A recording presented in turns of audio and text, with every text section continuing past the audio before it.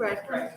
Pardon Is me? Brad coming? He is. He's going to be a little bit late. He was leaving St. Louis at 4:30, but he said he would come straight here, so he was hoping not to have too much trouble getting out of there. Yeah.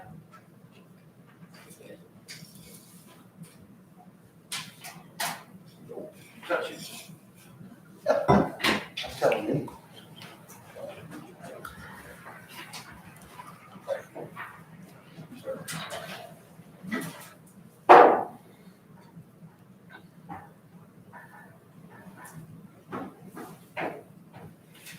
Mr. Schwerman, Emily. Hi. Quiet. Charlie looks happy to be here. You can tell. I can tell. I See it in your your eyes. Yeah. I thought these masks hit. It is coming through your eyes, Charlie. I tried to convince him I can watch it on YouTube.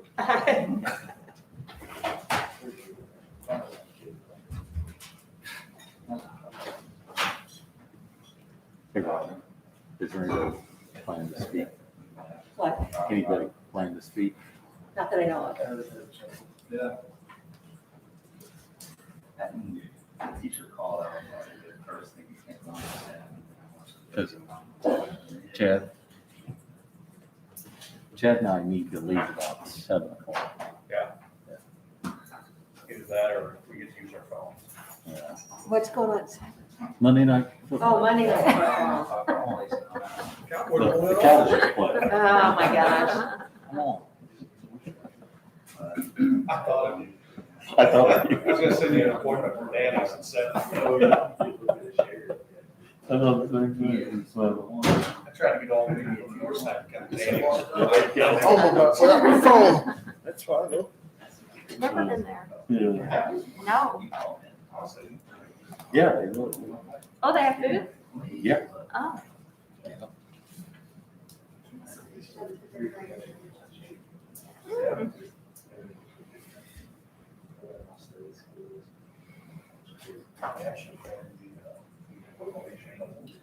Oh, really? Will and I saw they went to the country kitchen last week. I feel like they're kind of doing a little different Oh, yeah. stuff.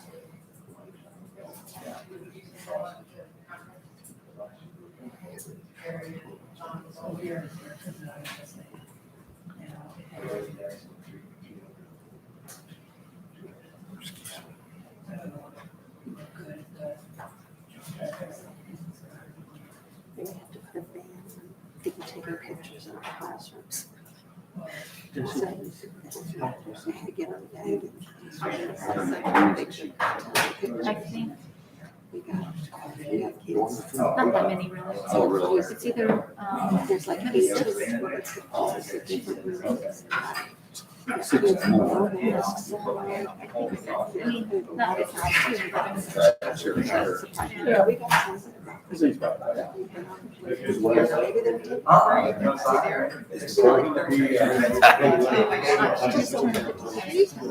I was gonna say she's prayed at 50. Oh, goodness.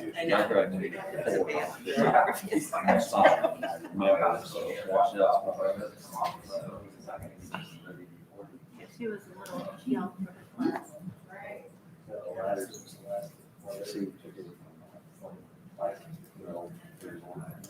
I don't personally get Tim, Nicole's husband, Tim.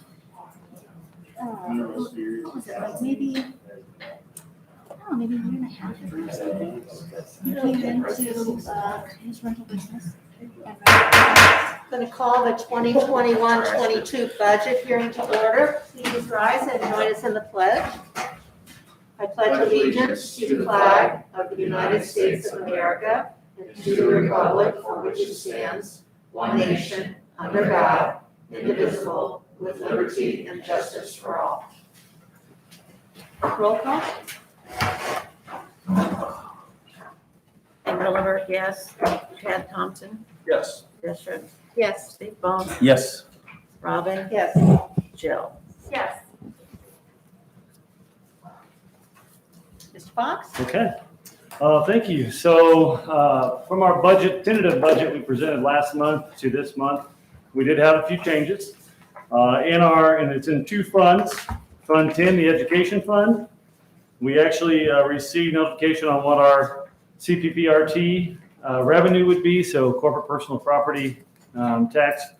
And so that came in, we had that in. We also added in some additional salary increases possibility for the board office staff and admin. Put those in there as well. And we took our deficit in the ed fund from $746,634 down to a deficit of $485,083. So that was the change in the ed fund. And then in the O&M fund, we also saw a change. Over the last few weeks, we've seen an increase in equipment failure, primarily in the kitchen at the high school. The equipment in that kitchen, we have a replacement plan, but COVID kind of helped us out with some of that. And we've been seeing pieces that were not used last year because we only fed 50 to 70 kids on a daily basis, failing this year as we're trying to start them up. So we went back and built in additional equipment costs into the O&M budget so that we could replace those if that continues to happen. And so we built in about a $70,000 increase in equipment because of the cost of the kitchen equipment. So we went from a deficit in the O&M fund of $188,999 to a deficit of $258,999. Again, those are contingency funds that we hope not to have to use, but we want to build them in ahead of time instead of just waiting and amending it at the end. Okay. All the other funds did not change. Little quiz. So if we go to page 2 of the budget from our financial literacy, and just so you, if you look at the education fund, which is column C, you'll see it says in there a deficit of $437,455. That doesn't match what I just said. If you look on down on page 3, you'll see an additional $47,628, which has to be paid into the debt service fund for payments there. And that's where that total comes from. So if you just look at the budget pages, those summary pages, you won't see that 485,000 I said. You have to add those two numbers together. Okay. Any questions on the budget? Doesn't look like anybody came. Any questions from the audience on the budget? Comments? Okay, if not, motion and a second to adjourn the budget hearing. Motion. Motion by Jasha, second. Second by Chad. Roll call. Chad, Yes. Desha, Yes. Steve, Yes. Robin, Yes. Bill, Yes. Jane, yes. All right, now we will call our regular board meeting to order. Roll call. Desha, Yes. Steve, Yes. Robin, Yes. Jill, Yes. Jane, yes, Chad. Yes. Okay, do we have any visitors this evening that would like to speak to the board? Okay, seeing none. Mr. Fox, financial report would be next. Okay. We ended August with a net fund balance of $20,391,453.84. Operating funds made up $16,783,365.99. And HLS funds made up $2,376,525.65. Revenues received in the education fund locally, $127,250.21. From the state, we received $574,642. And federally, we received $114,325.61. All expenses over $5,000 are listed out separately inside your packet. And then our recommendations this month are to reimburse the IMPRS account in the amount of $2,870.64, and the payment of bills in the amount of $1,869,800.56. Of that, HLS made up $567,426.10.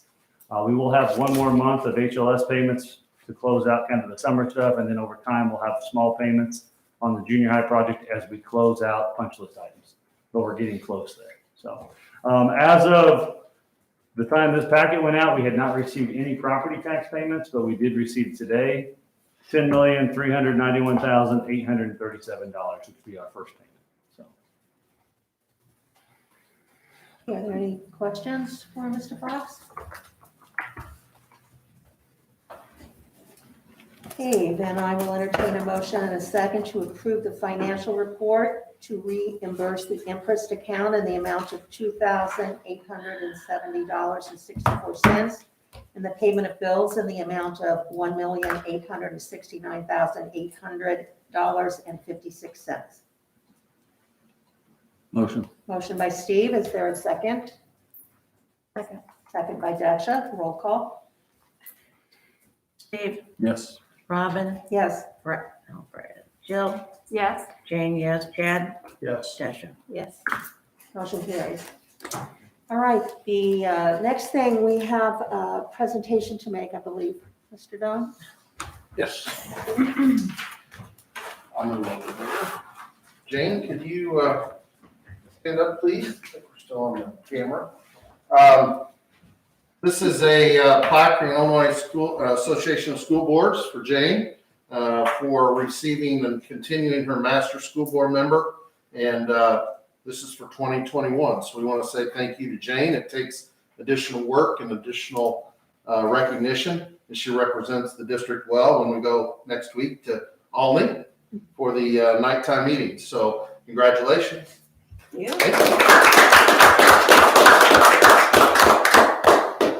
Any comments? No.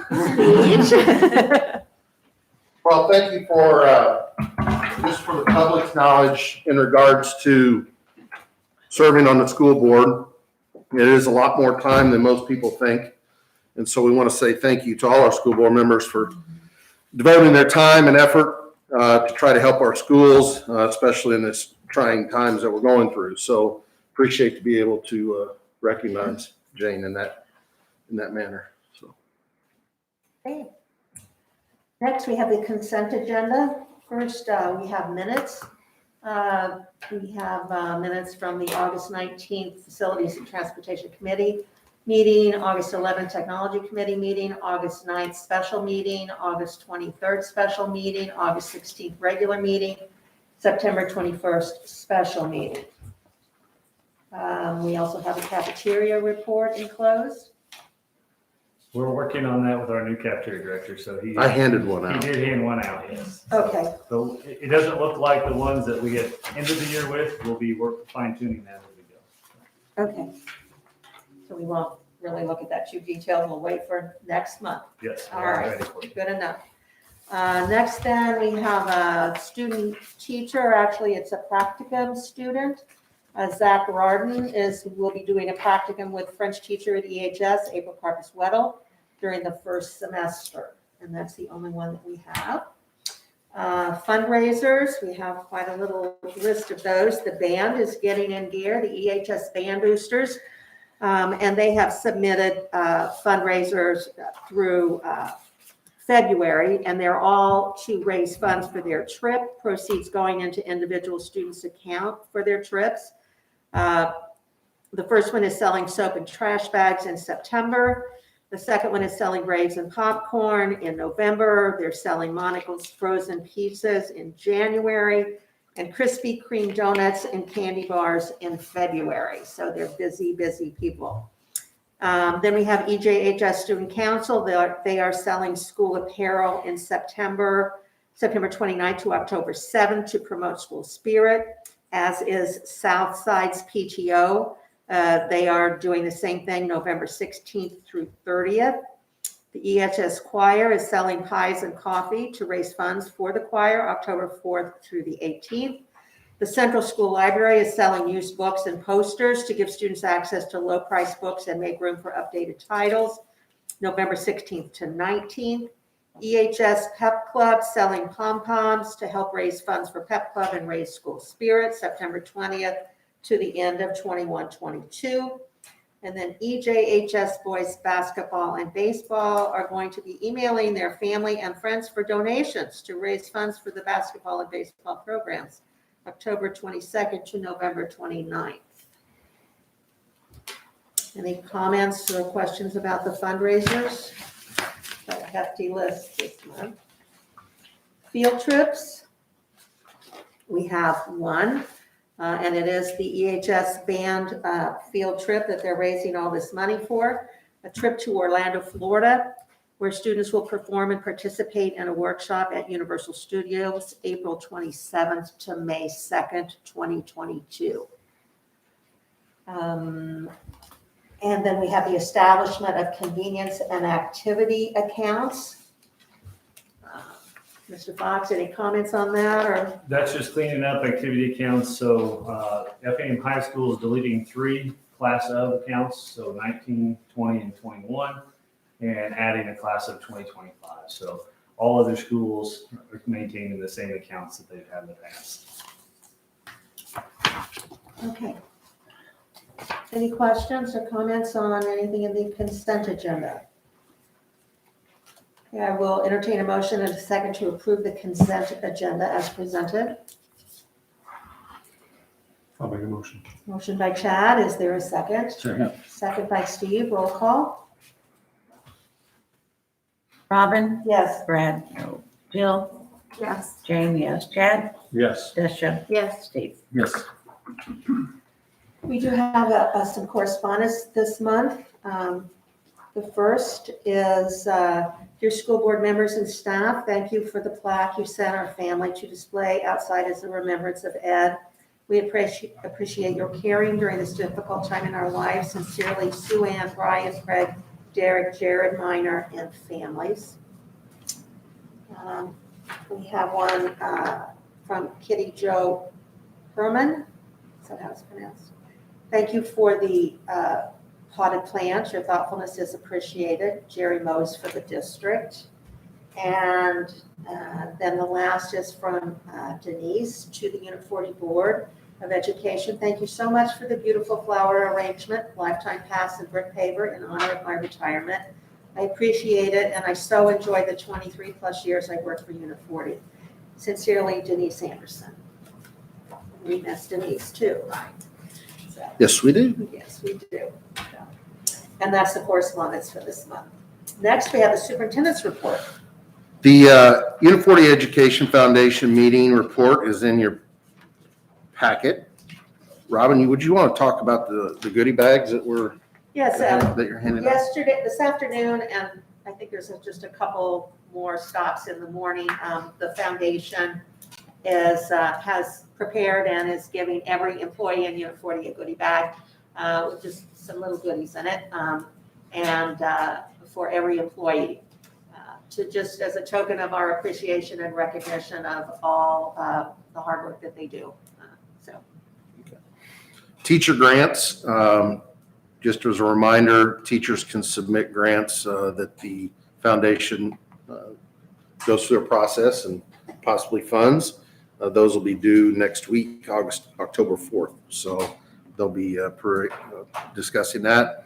And then Breakfast with Santa is set for December 4th.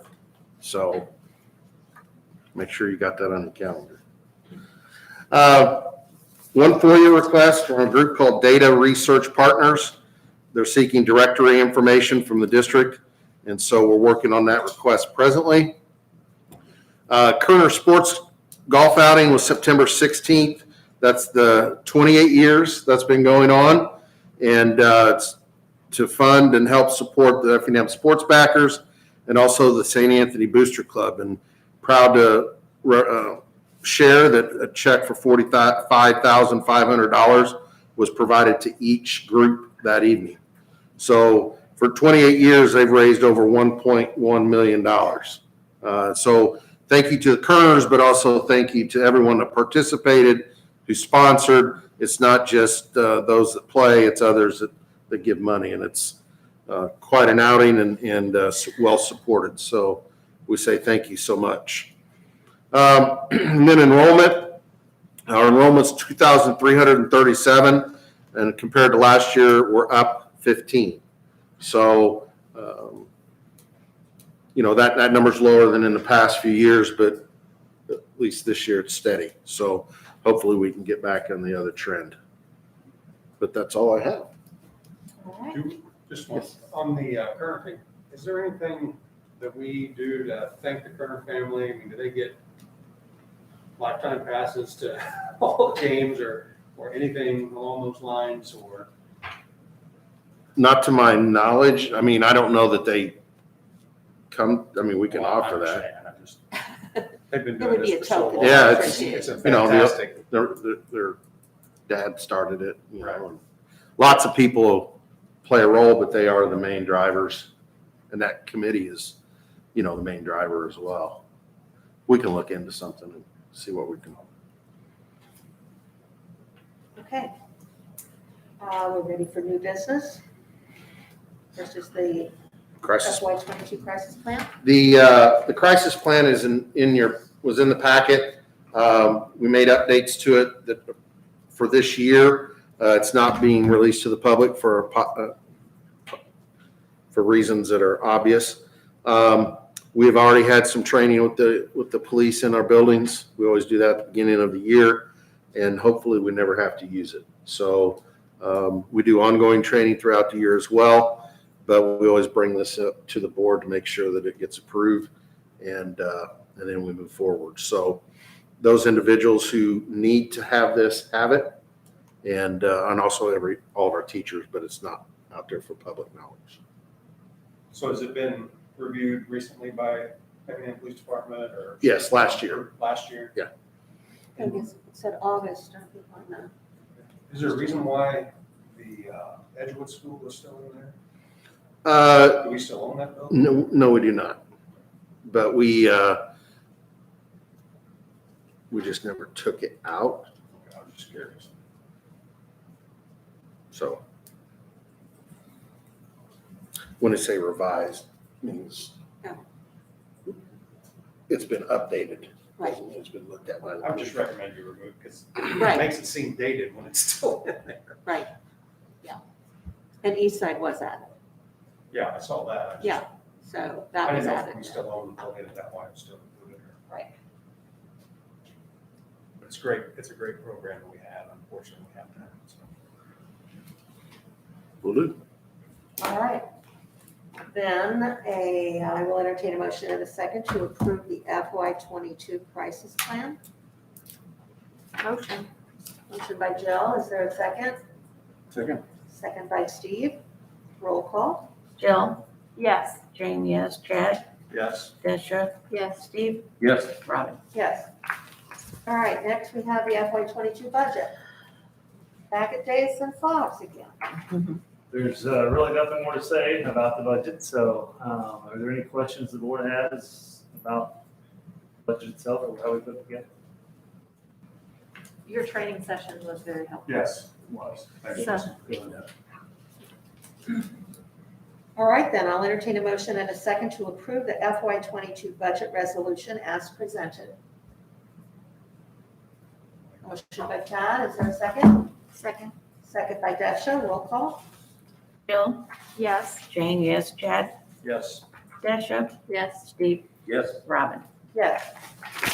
All right, bus purchase and lease. Okay. So, every year I come to you and ask you to buy about 6 to 7 more buses.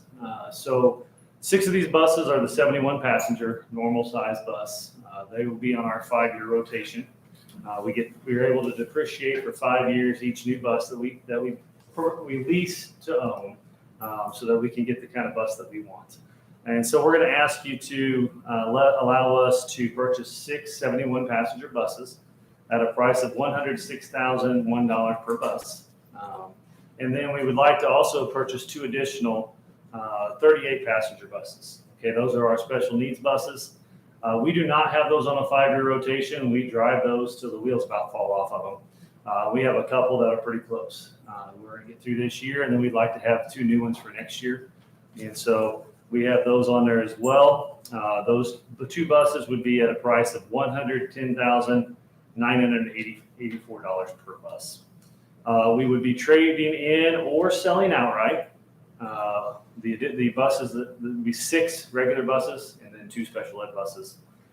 Those are on there. The trading values, the 38 passenger buses are $7,500 is what they're offering us for trades on those. Currently, our special needs buses are not air conditioned. And so everybody is requiring air conditioning on special needs buses now. So ours are not worth a lot. So that's why you're seeing 7,500 for those. Our new ones will be air conditioned. Okay. And then our 2018s are worth 30,000 a piece, and our 2017s are worth 25,000 a piece. I will probably ask the board as well if we can, in the spring, put up these buses for advertising for sale on a closed bid and see if we can outdo those trade-in values. And then if we can, we'll sell them, and then, we'll just absorb that money and then pay a little more on our overall lease. So that's what we've done the last few years. So that's part one with the bus purchase. Are there any questions about the purchasing of the 8 buses, 6 regular buses and 2 special needs buses? So just clarifying, these are for FY '23, correct? Yes, they Next fiscal year, Yes. we're ordering now, what, 6 months?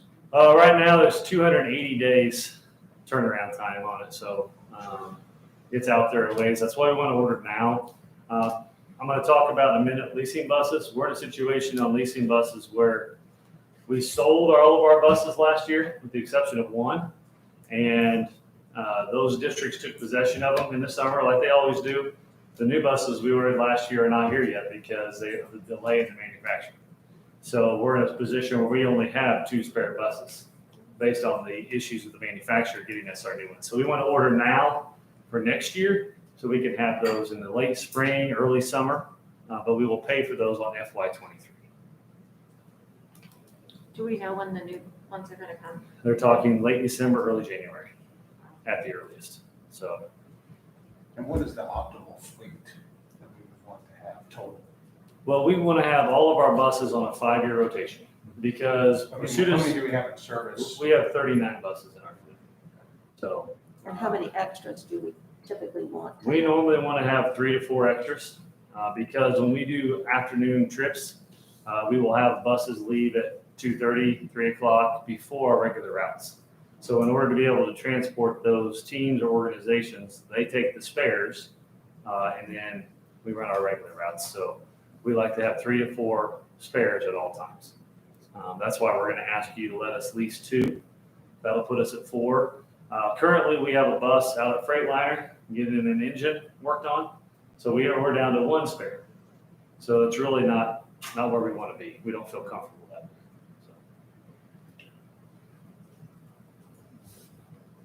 So talking about the leases, let me go into that. So with the leases, we were asked to lease 2 buses for 9 months. They only come with 9 months leases. We tried to get them for 6. They only do 9 and 12. So a 9-month lease, a bus is $16,350.41. So for us to lease 2 for this year would be $32,700.82. And they have a max of 12,000 miles on during that time frame. What we will do is we will drive the leased buses, and we will keep our buses sitting until we get close to the 12,000 mark, and then we will drive our buses. So we will get the most out of our money with those leases. We'll make sure we drive those for the 12,000 miles, then we'll park those and drive ours. So that'll help save some wear and tear on our buses as well if we decide to do that. Any other questions about the bus purchase and lease? All right, then I entertain a motion and a second to approve the 21-22 lease purchase of 8 buses and the lease of 2 buses with Midwest buses as presented. Does that make sense? Motion. Motion by Desha, is there a second? Second. Second by Chad, roll call. Jane, yes. Chad? Yes. Desha? Yes. Steve? Yes. Robin? Yes. Jill? Yes. Okay, now we're to bidding of potential facility projects. Okay. Potential is the key word there. We have several things that we identified in the Facilities and Transportations Committee that we want to look at and start the bidding process so we can have a dollar amount on those items. And those are the transportation building. That roof is in dire need of replacement, repair replacement. And so we would like to open that up for a bid. Our idea on that roof, it's a metal roof We want to do with it like we did ELC a few years ago, come in and flute fill it, which that roof has different fluting, so it has ribs. We want to fill all those ribs in with styrofoam, then put a 3-inch styrofoam sheet across that. Then we put a rubber roof on it. So we actually get an insulation factor, which it currently does not have. And so we would do that to that roof, which would give us a 20-year warranty on that. We would like to bid that roof and see where those numbers come in. That project would be paid out of the transportation fund. Central Gym roof, the Central Gym got a new roof, our Central School got a new roof in 2017, with the exception of the gym. And so we would like to look at doing just the gym. We have some pretty serious leaks in the corners of that gym, and so we would like to look at getting that one replaced. We are going to bid the transportation building and the Central Gym roof hopefully together, so that if a company knows they have 2 roofs instead of just one here and one there, then maybe we'll get a better price on that, is what we'd like to do. So we'd like to look at bidding the Central Gym roof. With that, we'll talk a little bit. We'll use local funds for half of that money, and hopefully half of that would be a maintenance grant we're going to talk about here in a few minutes. So, which is a matching grant. EJHS paint work. So the junior high looks amazing on the inside. The exterior, not quite as much. And so we would like to try to finish that project and paint the exterior. We would bid it to where a company would come in and do a company that knows how to patch 1939 concrete would come in and help us patch the outside of the building, make it look nice, and then we would have a professional painter paint it. So we would like to go ahead and move forward to getting that bid process going as well.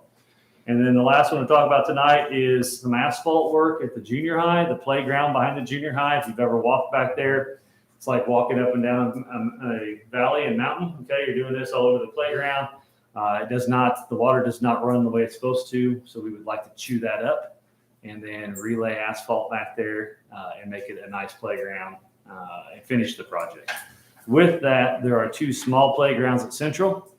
One on the north end and one on the south end of the gym. So if you go behind the building, there's a small asphalt area with basketball goals on the north end of the school. And then there's a fenced in asphalt area on the south side of the gym. Those 2 areas are both crumbling and starting to fall apart. We would like to add those into the asphalt work at the junior high, do one bid for all 3 of those pieces so that we can get those taken care of. So what we would do is ask that all 4 of those projects be bid. And then once we receive those bids back, we can go back to the Facilities and Transportation Committee, talk about what we believe we need to do based on the cost, and then come to the full board for approval of those bids as we see fit.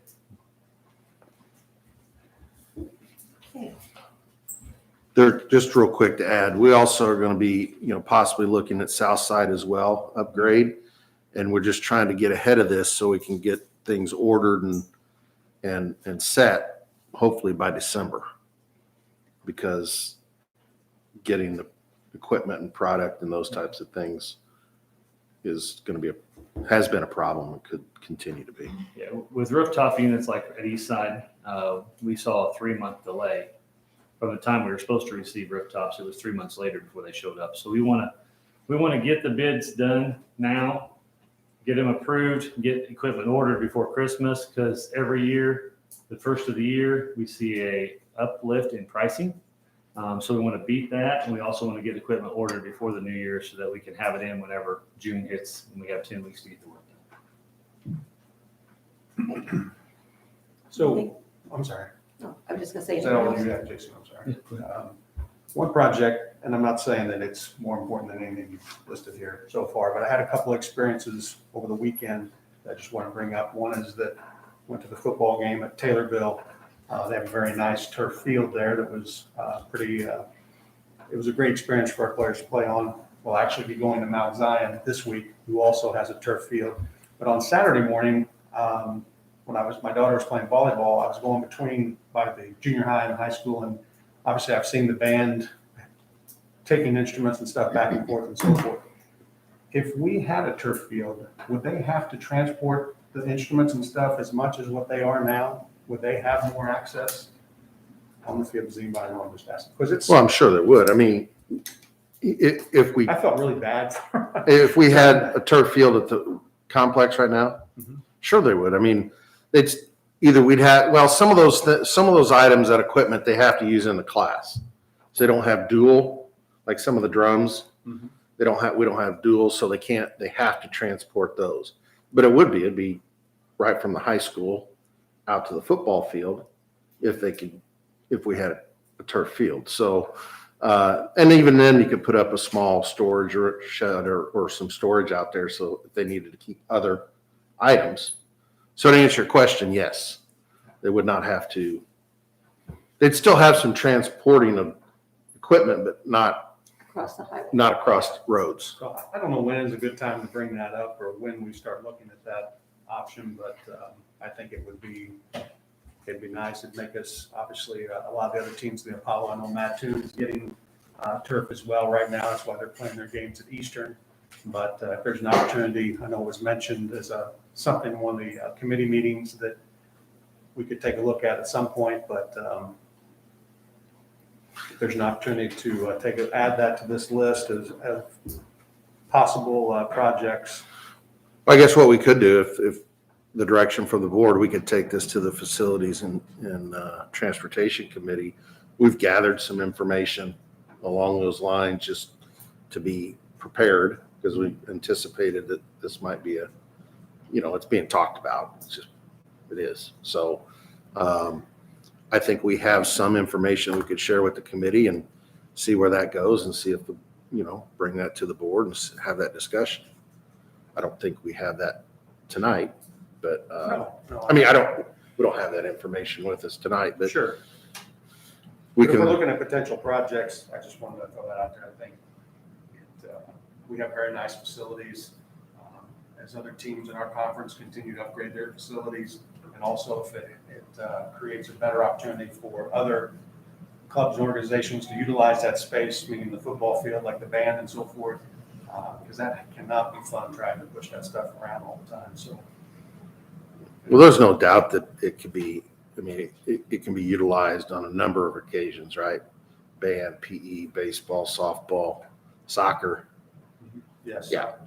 Football. It can be probably your largest, it could be considered your largest teaching area as well. Because then you could get outside of with physical ed and other things, unless it's pouring rain.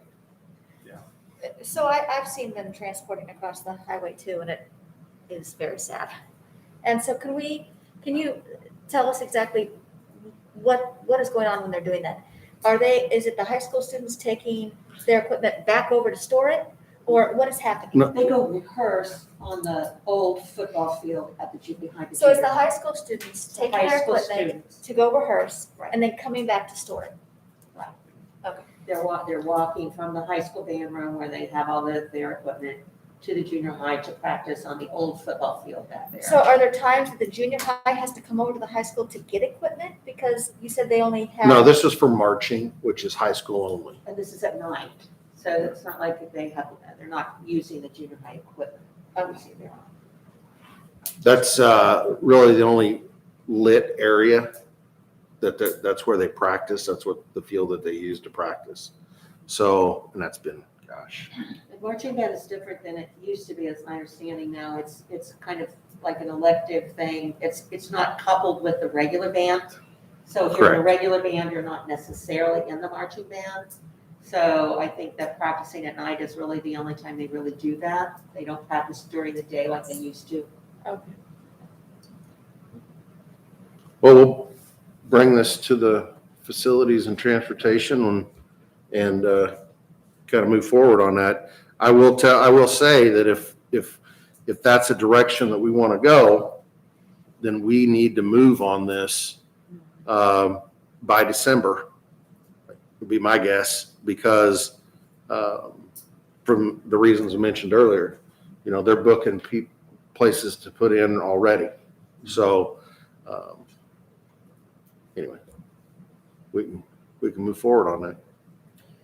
And I think even if we don't decide to move forward with the turf, I think that the Facilities and Transportation Committee needs to consider the issue with the band crossing the highway with the equipment all the time. We've had some parents complain about that. I guess there was a near miss not long ago with a driver, that didn't yield to them when they were crossing. So I think that's something too, the Facilities and Transportation Committee may want to just discuss, about the safety of it for our kids and how it could be better, even if they have to continue crossing the street for a while.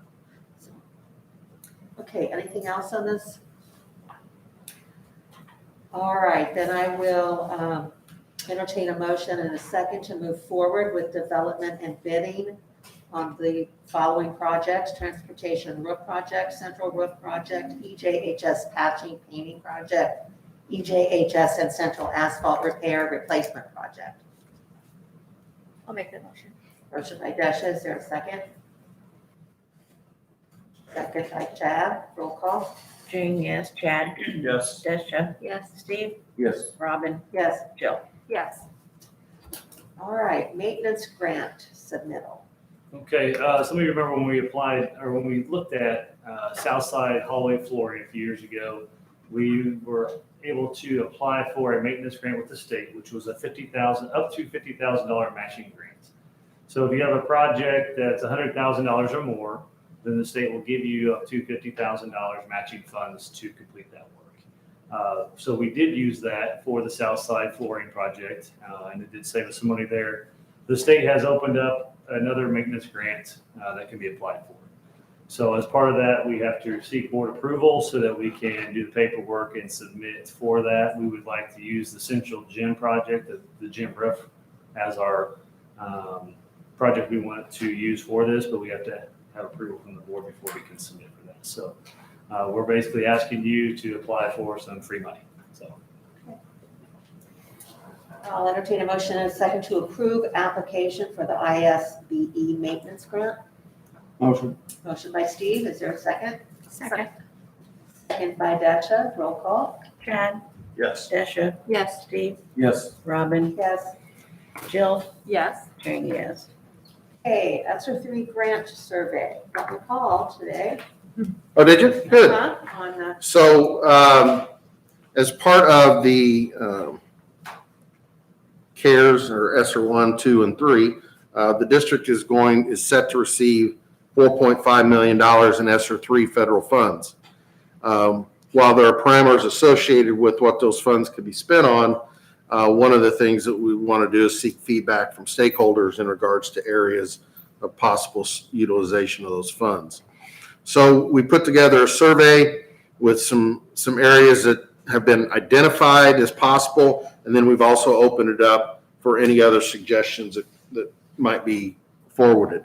So that was sent out today, posted today, and then we also did a phone call to everyone as well. So hopefully in the next couple weeks, I think October 7th, I believe, but we'll compile that information and then we'll start to, we have to start writing that. We need to start writing that grant because we have kind of identified some positions of possible being paid through those grants, that grant fund. So it has to be done this fiscal year. So these funds are not long-term, but they are for at least 2 years, could go into a third year possibly. And so we've talked about that before, about how that transition might work. And, but this is to gather feedback from stakeholders within the district.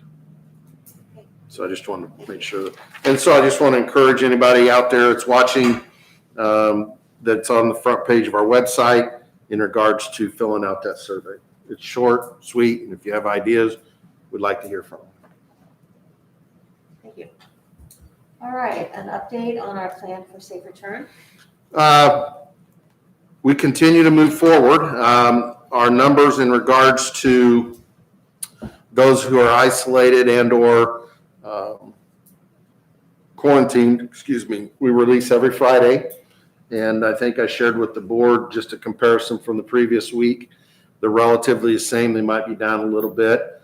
We did not have our health department meeting this week, but some of the things that have changed, in regards to rulemaking. The governor is now, and the IDPH and ISBE have adopted rules that basically codify the the executive orders even further. So really, the plan hasn't changed. I just wanted to make sure that we had it on the agenda and then try to answer any questions if there are. One of the big things we started last week was obviously our staff testing in regards to the executive order that staff have to either be a vaccination documentation or have to get tested weekly. And so we did that and got through the first week. Today started the second week of that. And it went much smoother today than it did last Monday. And we're planning on doing that for 3 weeks, this week and then next week. And the goal is we're going to move to the shield test in the district. So the shield test is a spit test, a COVID test that has been used at the U of I and some other school districts at the U of I for at least 14 to 18 months. And we will have to, and we will open that up to students and parents, only those that opt in. So if a parent would like to have their student tested weekly, they can. It's voluntary. It's an opt-in situation. We plan to send those out later in the week. We had to get the teachers and the staff up to speed. And then this week we'll send out for Shield. And it should be open, if somebody doesn't want to do it this week or first in October, they don't want to do it, but maybe in December they do, they can always jump in. It's just we have to add them. We're still going through the onboarding process. And so we just ask, and we've shared this, that everybody bear with us, because when this executive order came out, about over 300 to 400 school districts all of a sudden wanted to do the shield. And so we were fortunate enough to get that process moving. We've met with our third-party administrator or group.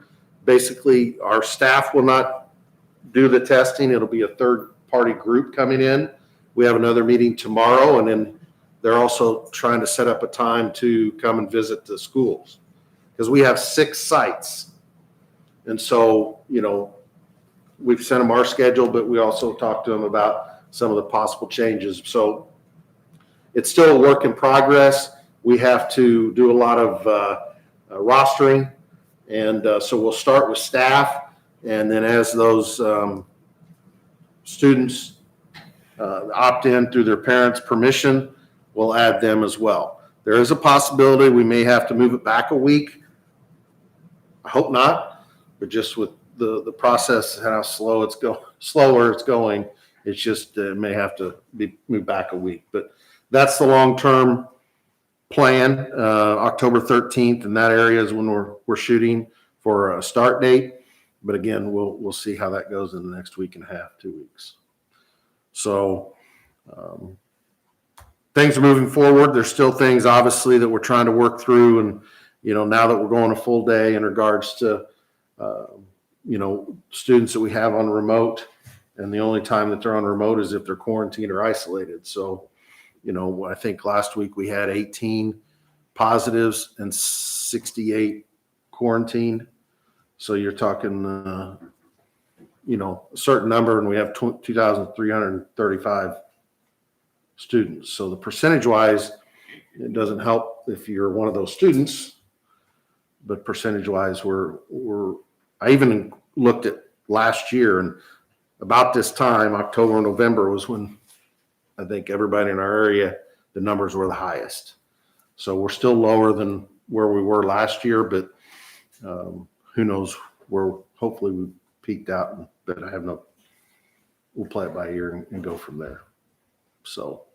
Are we getting a lot of feedback from our buildings and our teachers that have high concentrations of kids that are out, and how they're managing administering to their kids that are on remote? Sure, it's tougher this year, and we talked about that, the Labor Management Committee, and what the Labor Management Committee kind of came to an agreement in regards to having the staff and the principals talk about that and come up with options, and then bring that back to the Labor Management Committee to see if there is something to look at there in regards to whether we bring it to the board on recommendations of, do we have release days or whatever? Because we're now going to 3:00 instead of 2:00, right? Or I think some of our staff are struggling Right. with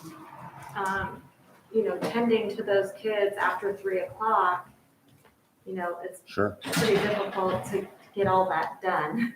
Sure. And I think that, So we need to make sure that we're mindful and sensitive to the needs of those kids and the needs of our teachers and being able to administer to those kids.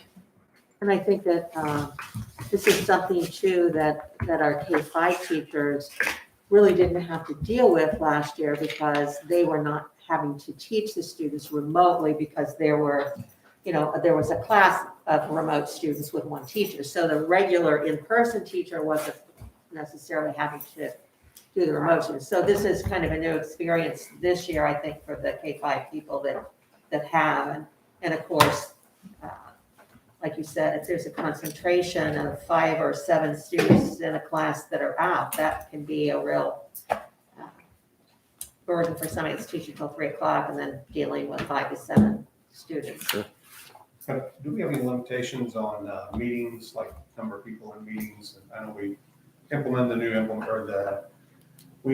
the new guidelines for this meeting, we could have dialed in or what have you. But as far as with our teachers and staff and so forth, have we started to limit the number of people in a conference room or things like that, or travel to other meetings? I'm not sure what all the. We talked about this today,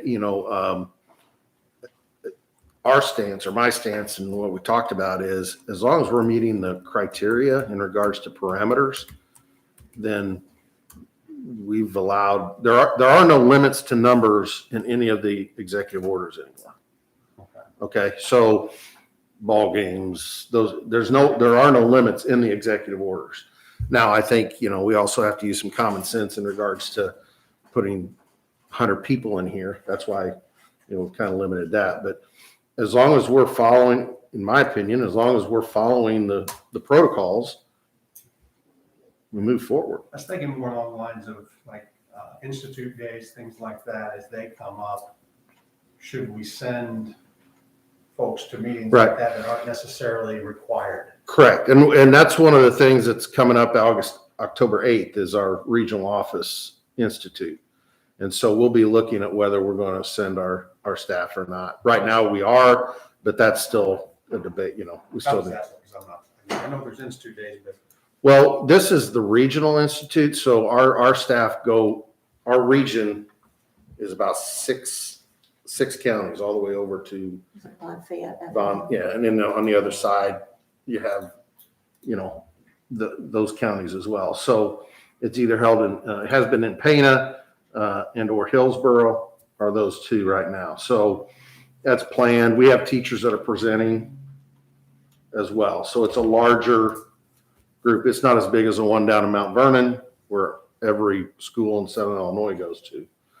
So, but that's something we're going to look at. In fact, talk about that today and whether we needed to or wanted to participate in that.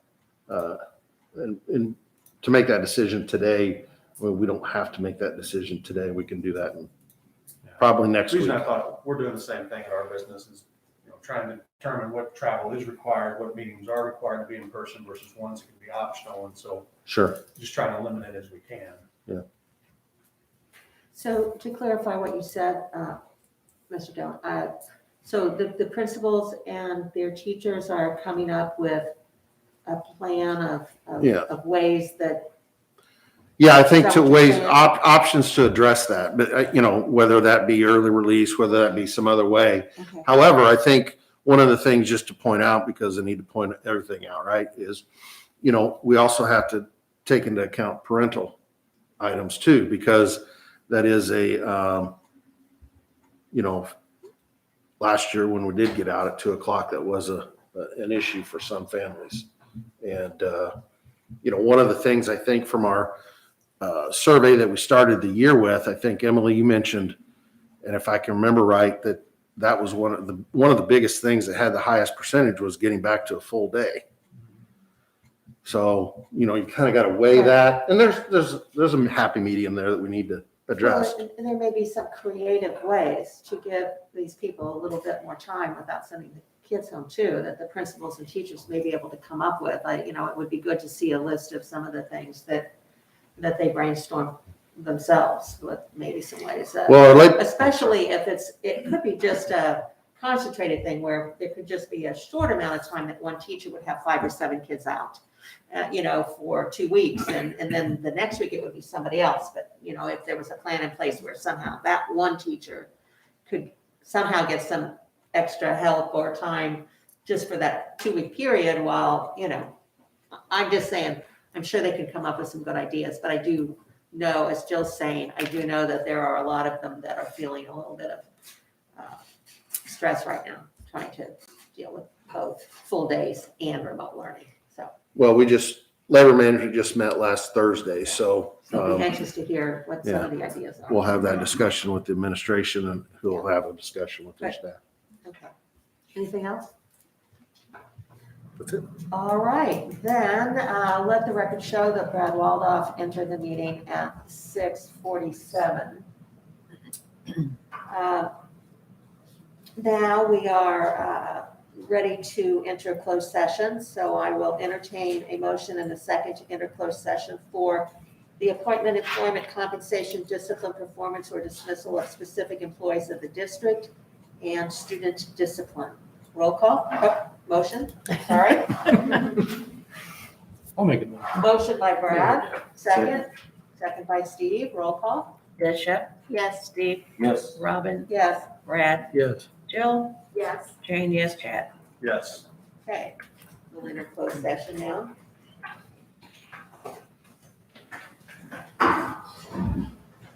You shut down?